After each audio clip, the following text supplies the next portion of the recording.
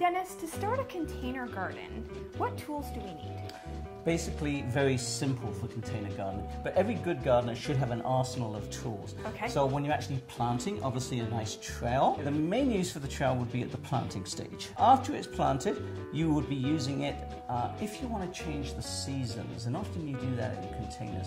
So once the summer season's over and you want to get into the fall season, you'd be back into the trowel to take out those spent plants and put in some fall mums or fall kale for the season. So that's when you'd use that again. As we get into the season, cultivation is really important. Aerating the soil around the plant. So that's what you would use this for. What does that mean exactly? Cultivation does two things actually. It loosens up the soil, so it aerates the soil, which is very good, and it keeps the weeds down. So it's something very simple. And when we're successful, which we will be, the plants flourish, they grow, and then they need often to be trimmed back a little bit. Sometimes we call that deadheading, which is removing the spent bloom. What would happen if you didn't deadhead? Well, there's a great term in horticulture, and it's called plants getting leggy, which is kind of a funny term. Always, I think of leggy kids or leggy giraffes, but it's the same thing. It's plants that, if you're not containing them, if you're not pruning them back, they get very spindly. Okay. And if they get spindly, a couple of things happen. You lose the foliage, the leaves down below.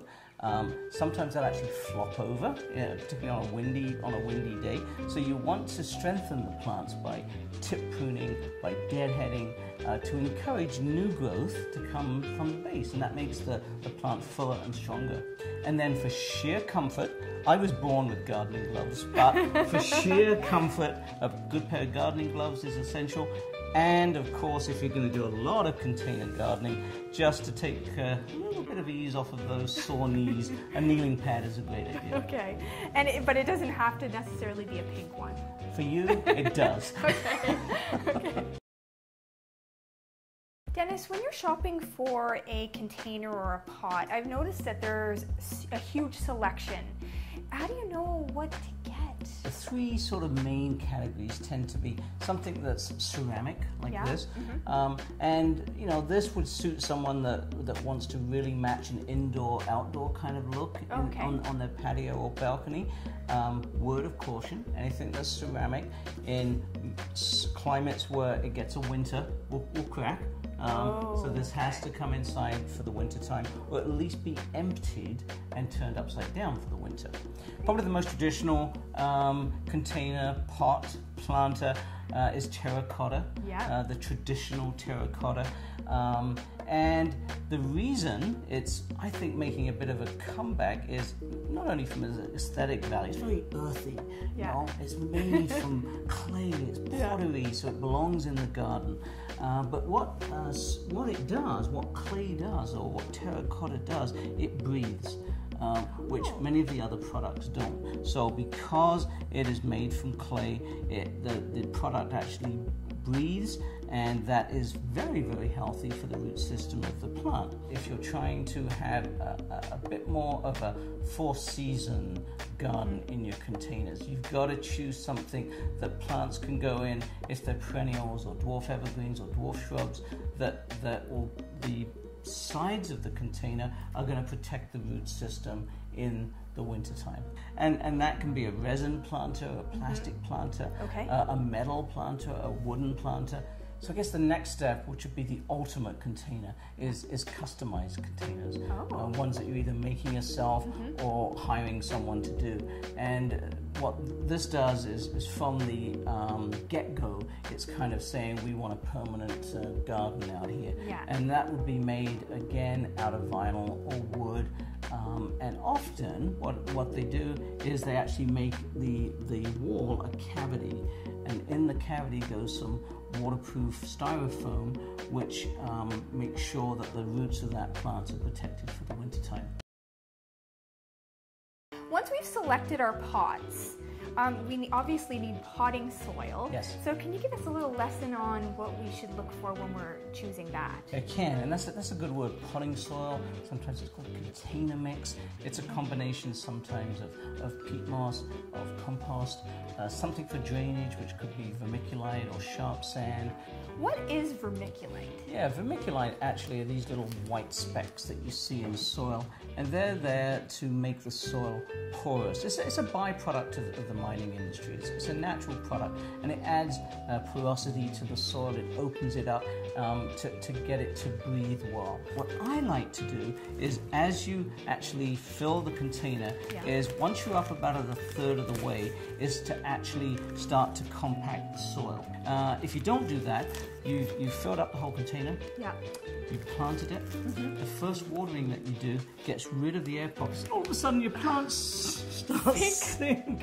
Many modern container mixes actually have a couple of other things added to them.